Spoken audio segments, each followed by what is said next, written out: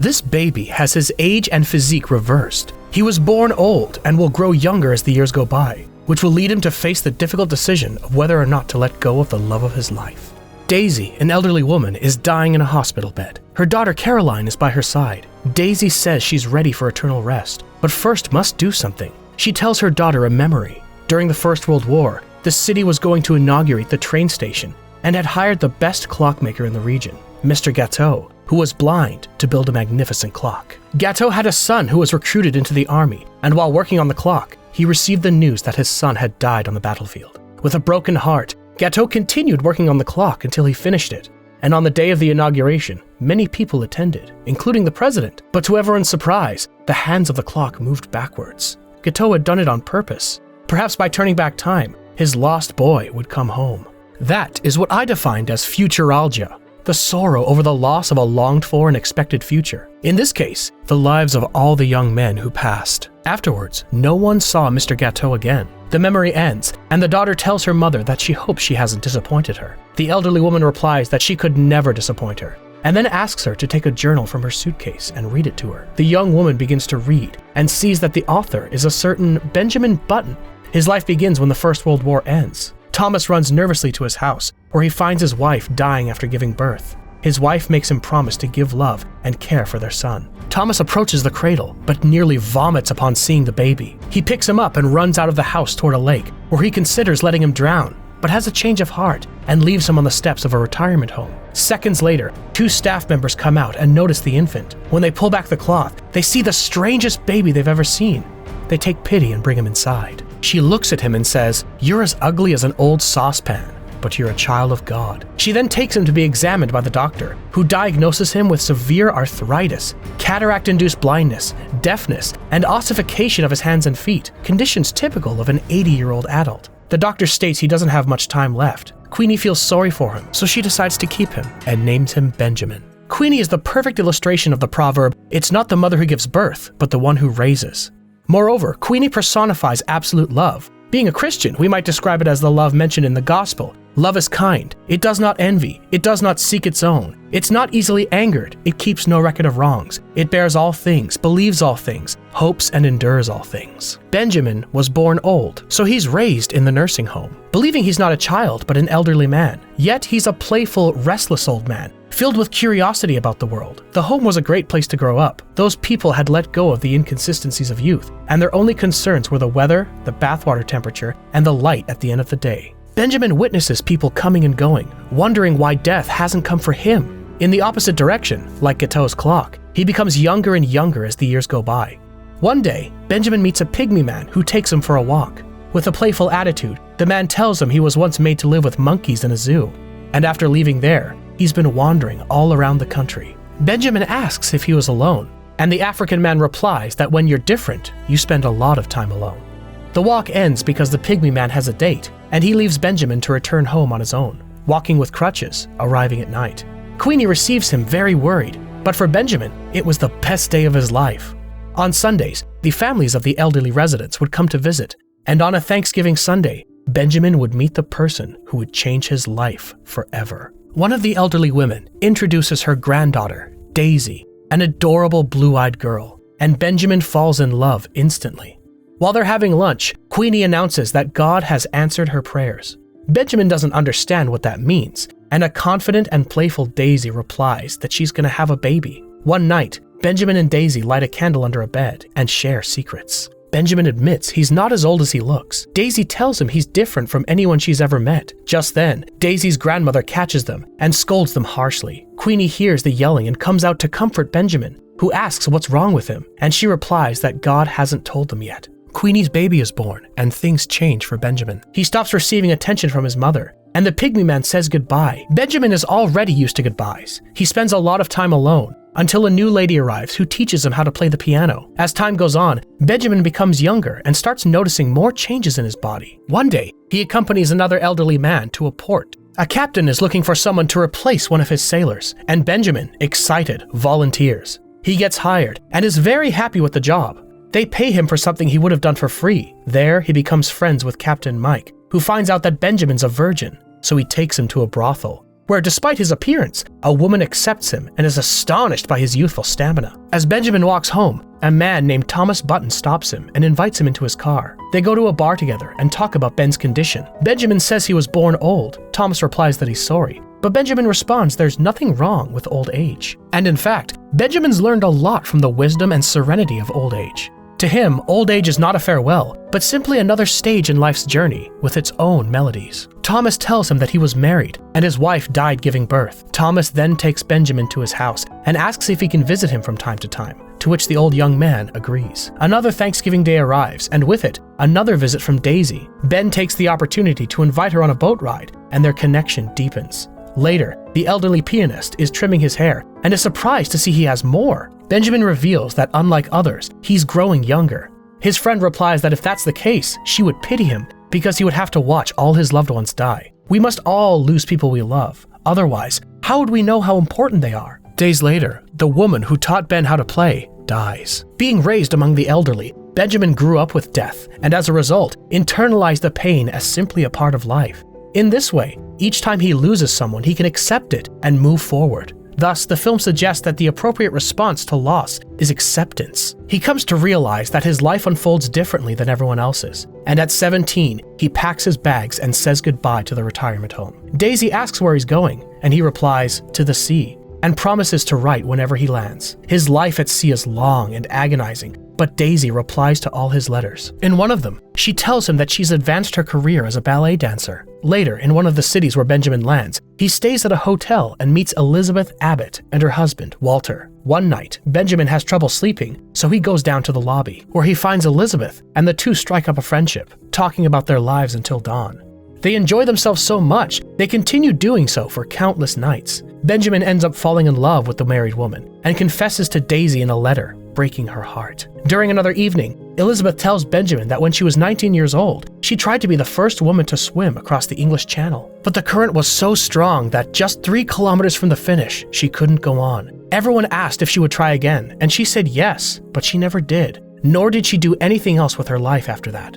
Upon hearing this, Benjamin takes her hand, and she kisses him, the first time a woman ever kissed him. Another night, Benjamin comes downstairs in a suit, and they end the evening by spending their first night of passion together. Their romance continues, and each encounter is new and different, until one night, Benjamin comes down to the lobby and doesn't find Elizabeth. This romance is Benjamin's first adult feeling, one that allows him to understand that love is not merely the union of bodies, but also the intimacy of souls. It's no coincidence that their relationship began with endless intimate conversations instead of physical contact.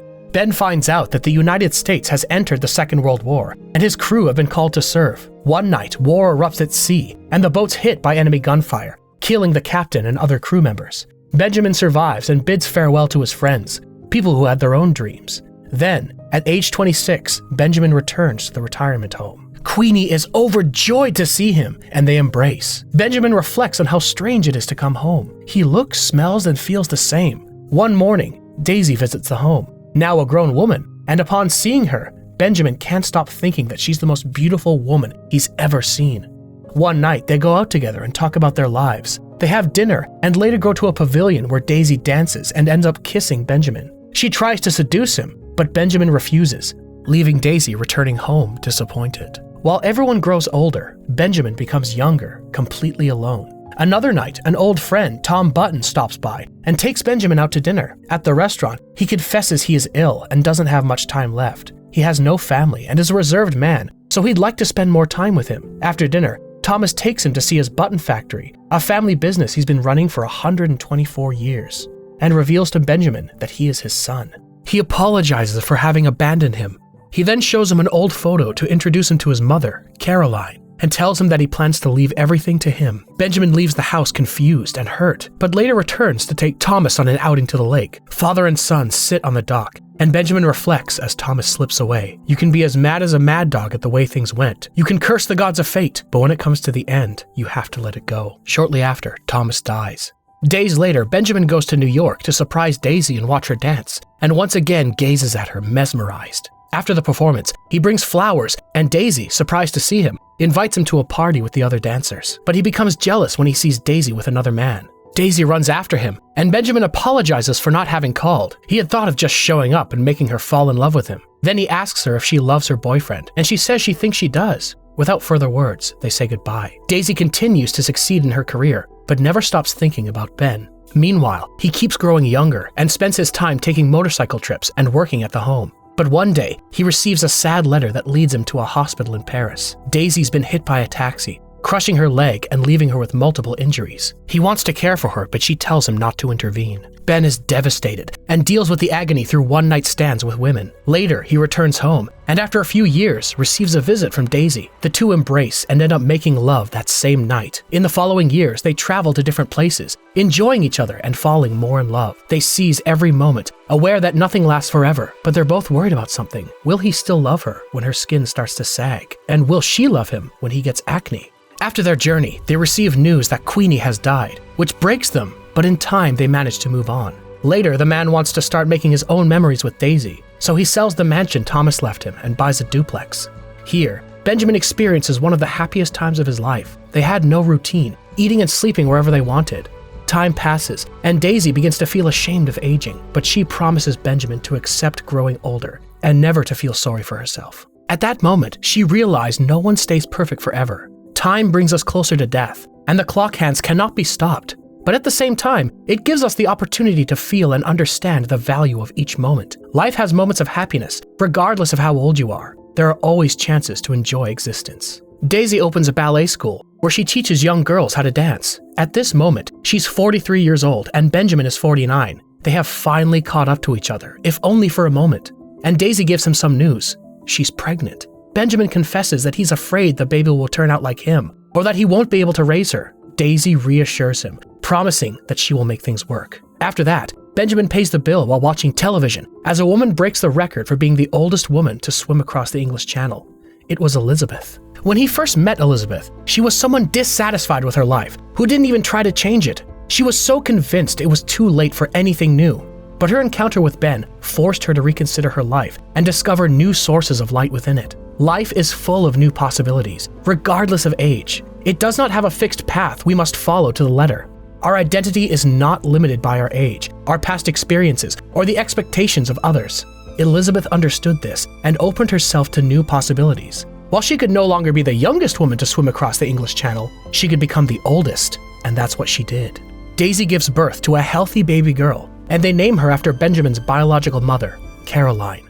Upon reading this, Caroline becomes upset, as she didn't know Benjamin was her father, but she keeps reading. As Caroline grew up, Benjamin realized that his daughter needed a real father, not just a playmate. So Benjamin, although he loved his wife and daughter deeply, decided to leave them everything he had and walk away, to live according to the direction his condition would take him. It's hard for Caroline to continue reading, but she discovers that her father had sent her letters throughout her life. On her birthdays, her first day of school, and her teenage years, he made it clear that he wished he could have been there as her father. In one letter, he says, "I'll tell you that it's never too late, or in my case, too early, to be whoever you want to be. There's no time limit. Start whenever you want. This has no rules. We can make the best or the worst of it. I hope you make the best of it. I hope you see things that astonish you. I hope you feel things you've never felt before, that you live a life you're proud of. And if not, I hope you have the strength to start over." Ben spends the following years traveling to different places, until one day, he decides to visit his daughter. Daisy introduces her daughter Caroline to Benjamin as a man she met when she was a child. At that moment, Robert walks in, and Ben discovers that Daisy married him and has been a wonderful father to Caroline. Moved by the reunion, Ben and Daisy spend their last passionate night together in a hotel. Years go by, until one day Daisy receives a phone call. She arrives at the retirement home, where a child services worker hands her Benjamin's diary and tells her they found the boy disoriented. Daisy finds Benjamin playing the piano and suffering from dementia. He's not able to recognize her. Nonetheless, as time passes, the elderly Daisy takes care of him. The days go by, and she watches Benjamin forget how to walk and talk. Eventually, the city government decides to replace the train station clock, and Benjamin's time comes to an end. Benjamin's life teaches us that age is more a matter of attitude toward life than of years lived. He's born physically as an old man and grows younger as time goes on. However, his attitude and understanding of life change independently of his physical appearance. Despite being old, Benjamin shows a curiosity and innocence typical of childhood, and as he becomes younger physically, he adopts a more mature and wiser outlook on life. Life would be infinitely happier if we could only be born at the age of 80 and gradually approach 18. This quote by Mark Twain is what inspired Scott Fitzgerald to write the story of Benjamin Button. Perhaps we would be happier if we could live our most vigorous years with the mature and genuine perspective of old age, without pretenses, without trivial concerns, not led by appearances, and more focus on essence and what truly matters. And if we could experience our later years with the vitality of youth, open to adventure, new experiences and learning. While we may not be able to reverse the course of time like Benjamin, what we can do is learn to bring the wisdom of old age into our youth and carry the energy of youth into our elder years. This is a powerful lesson for all of us, reminding us that we are more than the number of years we've accumulated, and that we always have the capacity to grow, change, and live fully, regardless of our chronological age.